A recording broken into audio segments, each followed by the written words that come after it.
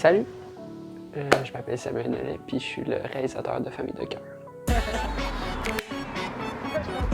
Alright, j'ai 3 minutes pour partager au monde entier quelque chose qui me tient vraiment à cœur.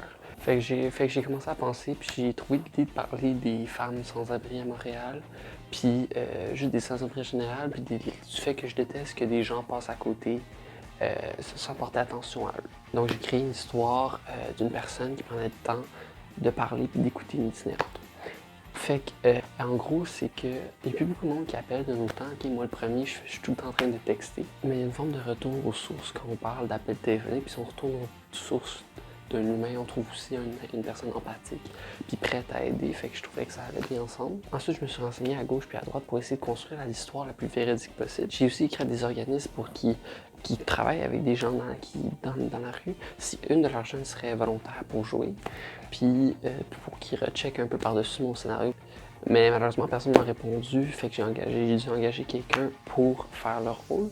Ça a donné que c'était super, mais c'était pas le premier plan. Ça m'a pris quelques temps de trouver les lieux, l'équipement, puis le financement, parce que c'était clairement le projet le plus ambitieux que j'avais fait à date. Mais je suis vraiment content du produit final que ça a donné, c'est malade. La création était assez longue, parce que ça m'a pris du temps construire l'idée, construire le storyboard, trouver les acteurs, puis en plus de jongler avec l'école. Mais pour le montage, par exemple, c'était vraiment pas si pire. J'ai choisi un format 4:3 parce que ça donne une sensation de comme proximité avec les acteurs, puis le fait qu'on voit rarement la bouche de Thomas, puis plus celle de Clément, je veux vraiment qu'on porte attention à ce qu'elle a dit, parce que c'est des choses qui ont été tirées de vraies entrevues avec des enseignants. Tout l'éclairage était loué chez Lucam. On avait un Fresnel RGB White GFV S150, un bâton LED RGB White Wangno, une machine à brouillard Hurricane Haze Wendy, puis un réflecteur Light Disc. Le reste m'appartenait, fait que j'avais une Canon Rebel T5i avec une 24-70 mm, puis un boom pole de Rode pour aller avec le matériel emprunté d'un ami qui était son enregistreur Zoom H6, puis un Rode Mic NTG2. Puis sur ce, je tiens à remercier vraiment tout le monde qui ont aidé à la production.